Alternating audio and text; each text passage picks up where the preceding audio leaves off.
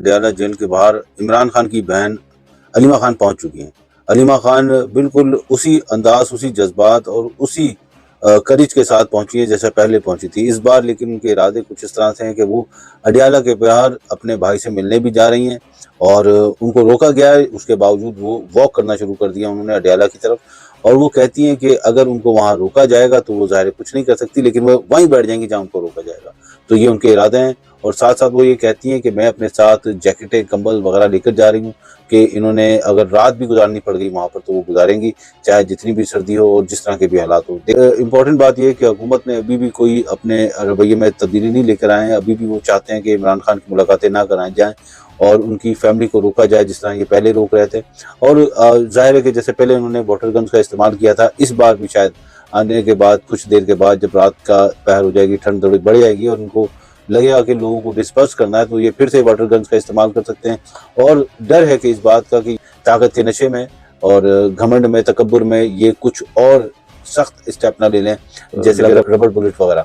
तो इस चीज़ पर नज़र मारने की ज़रूरत है, लोगों को इस पर यहाँ पर देखने की ज़रूरत है। मीडिया वहाँ पर होना चाहिए बड़ी मिक़दार में और देखे कि किस तरह से हालात जो है वो बदलते हैं।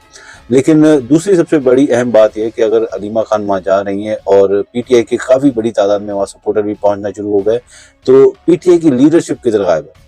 कहाँ पर है वो पीटीआई की लीडरशिप जिनको अवाम ने वोट देकर असम्बलियों तक पहुँचाया था कि वो इमरान खान का जो मुकदमा है वो ना सिर्फ असम्बली और उसके बाहर भी लड़ेंगे।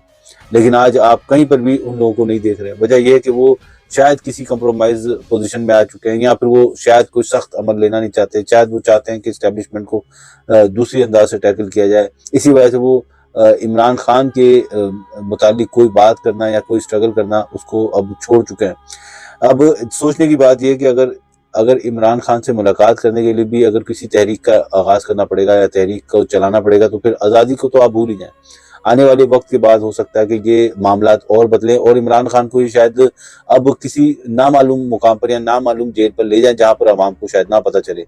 तो अभी अगर आप सिर्फ मुलाकातों के लिए स्ट्रगल कर रहे हैं, मुलाकात करने के लिए रो रहे हैं, तो आने वाले वक्त में क्या होने जाएगा? आने वाले वक्त में फिर किस तरह से ये खान साहब को आज़ादी देंगे?